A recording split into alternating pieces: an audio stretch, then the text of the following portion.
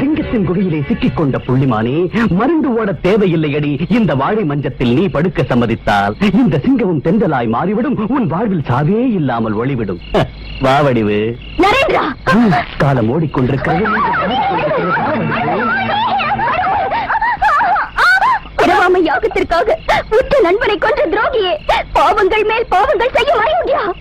தளபதி வீட்டு பெண்கள் என்ன பராந்திரத்தில் பொத்து கேட்கும் காட்டுப்போக்களா? கண்டவன் எல்லாம் முகர்ந்து செல்ல இவை எங்கள் தலைவன் இதயத்தில் பூத்த பாச மலர்களடா. பேரப்பட்ட காட்சி எங்கள் மேல் பட்டாலே உயிர்விடும் கண்ணகி கூட்டமடா. இந்த பத்திரி பெண்கள் கூறுவதெல்லாம் பகல் வேஷம் அல்ல, உண்மை. மாற்றானுடன் தொடுவதற்கு முன் உயிரை மாய்த்துக் கொள்வார்கள். இங்கே எப்படி சாவார்கள்? ஒருவேளை வாழை மரத்திலே சேலையிட்டு தொங்குவார்களா? ஆம், உடனே உயிர் போகும். இவர்களுக்கு அல்ல, இதை தாங்காமல் வாழை மரத்துக்கு. ஒருவேளை கரம்பை மண் கட்டியிலே தலைமோதி சாவாரோ? ஒருங்கிவிடும். இவர்கள் தலையல்ல, கரம்பை மண். சிரிப்பை அவ்வளவு இளக்காரமாக இவளை நினைக்காதீர்கள். இவள் யார்? பத்தினி. படிதாண்டா பத்திரியடா. இவள் ஆணையிட்டால் பச்சை மரம் கூட பட்டென்று பிடிக்க கட்டென்று உள்பாய்ந்து உடல் கருகி செத்து விடுவாள். ஐயோ மன்னா, இவள் உடலை தீப்பற்றி நான் இவள் உடலை பற்றிக் கொள்கிறேன் மன்னா.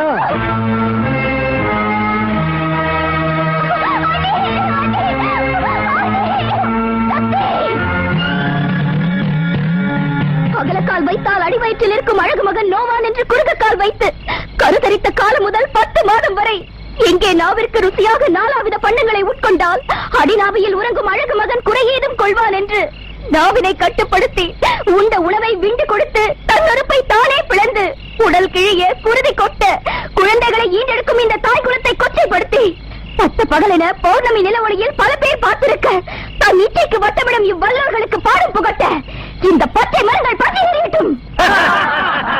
உற்றாரும் உறவினரும் கைவிட்ட போதும் குஷ்டத்தால் உடல் ஒழுகும் கணவனை கூடையில் ஏந்தி புறப்பட்ட அந்த நாராயணியின் கதை உண்மை என்றால் இந்த பச்சை மரங்கள் பற்றி எறியட்டும். மதுரை தெருக்களிலே தலைவெறி கோலமாய் நீதி கேட்ட பத்தினி தாய் கண்ணகியை பெண்ணென்று எள்ளி நகையாடிய காரணத்தால் மதுரை மாநகரை பற்றி எறிந்தது உண்மை என்றால் இந்த பச்சை மரங்கள் பற்றி எறியட்டும்.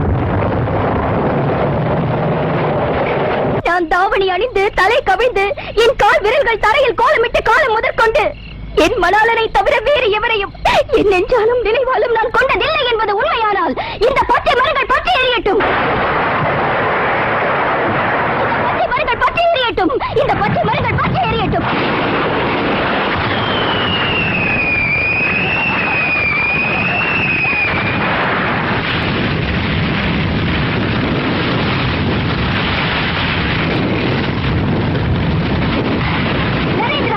பத்தினி பெண்ணின் மேல் சேற்றை வாரி இறைத்து தர்மத்தின் குரல் வலையை நெறித்து அதர்மத்திற்கு துணை சென்று அழிவை தேடிக்கொண்ட அப்பனே, நான் சொல்வதை கேள். நாங்கள் எங்கள் கற்பின் மேல் ஏற்பட்ட கலங்கத்தை போக்க